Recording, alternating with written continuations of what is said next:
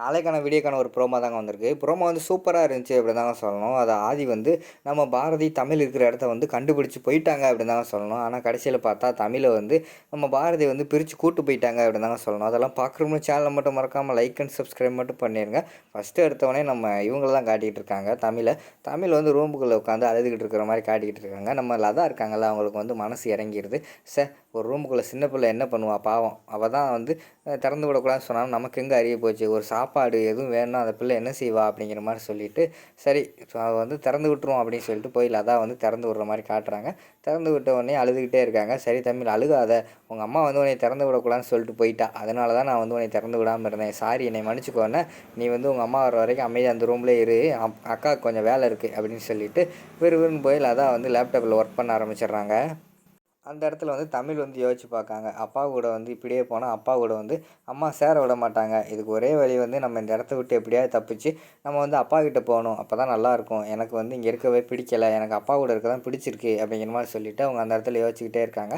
சரி எப்படி வெளியில் போகிறது? அம்மாட்ட சொன்னா வந்து அம்மா கண்டிப்பாக வந்து விட மாட்டாங்க. லதா ஆண்டிகிட்ட சொல்லிட்டு போனா லதா ஆண்டியும் விட மாட்டாங்க. யார்கிட்டையுமே சொல்லாமல் போகிறது தான் இது வந்து கரெக்டான வழி அப்படின்னு சொல்லிட்டு யார்கிட்டையுமே சொல்லாமல் அந்த இடத்து ரூம்ல இருந்து பின்னாடி வழியாக வந்து தப்பிச்சு உள்ளே போய், அதாவது அந்த ஒரு கோட்டைச்சுவர் மாதிரி இருக்குது, அந்த கோட்டைச்சுவரை தாண்டி அப்படியே குதிச்சு வெளியில் போகிற மாதிரி காட்டுறாங்க. ஒரு ஸ்ட்ரீட் வழியாக நடந்து போய்கிட்டு இருக்காங்க.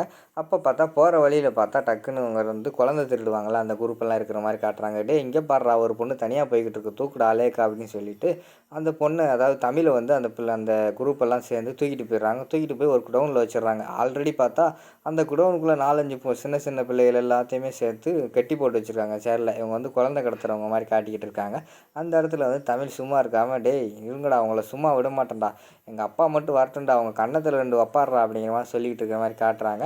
அந்த நேரத்தில் வந்து நம்ம ரத்னம் வந்து சொல்லிட்டார்ல, லதா வீட்டில் தான் இருக்காங்கன்னு நினைக்கிறேன்ப்பா அப்படிங்கிற மாதிரி வந்து டவுட் வந்துடுச்சு.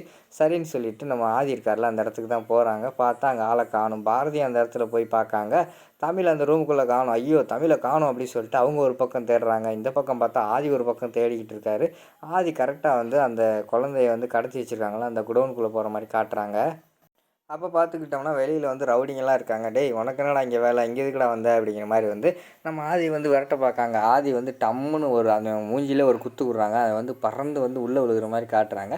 அப்போவே தெரிஞ்சு போச்சு தமிழுக்கு வந்து நம்ம அப்பா வந்து வந்துட்டார் அப்படின்னு சொல்லிட்டு அப்பா அப்படின்னு சொல்லிட்டு கத்த ஆரம்பிச்சிடுறாங்க. உடனே ஆதி வந்து மாசா வந்து உள்ளே என்ட்ரி கொடுக்குற மாதிரி காட்டிக்கிட்டு இருக்காங்க.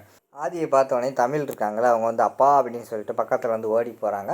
பின்னாடி ஒரு ரவுடி வந்து என் இடத்துக்கே வந்துட்டியாடா அப்படின்னு சொல்லிட்டு கட்டை எடுத்து ஆதியோட மண்டையிலே டம்முன்னு அடிச்சிடுறாங்க. ஆதிக்கு வந்து ஒரு மாதிரி தலையில் அடிபட்டவொடனே ஒரு மாதிரி கிறங்கி கீழே விழுகிற மாதிரி காட்டுறாங்க. அந்த நேரத்தில் பார்த்தா நம்ம பாரதியும் உள்ளே இறங்கிடுறாங்க. நம்ம பாரதி வந்தோடனையும் நம்ம ஆதியை பார்த்துட்டு தமிழ் வந்து ஓடி போகிறாங்களே அப்பா அப்படின்னு சொல்லிட்டு அந்த இடத்துல வந்து அங்கே எதுக்கு போகிறாங்கல்ல, நீ போகக்கூடாது வா அப்படின்னு சொல்லிட்டு தமிழை வந்து நம்ம ஆதிக்கிட்டேருந்து பிரித்து இழுத்துட்டு போகிற மாதிரி காட்டிக்கிட்டு இருக்காங்க. அதோட பார்த்தீங்கன்னா அந்த ப்ரோமோ வந்து முடிச்சிடுறாங்க.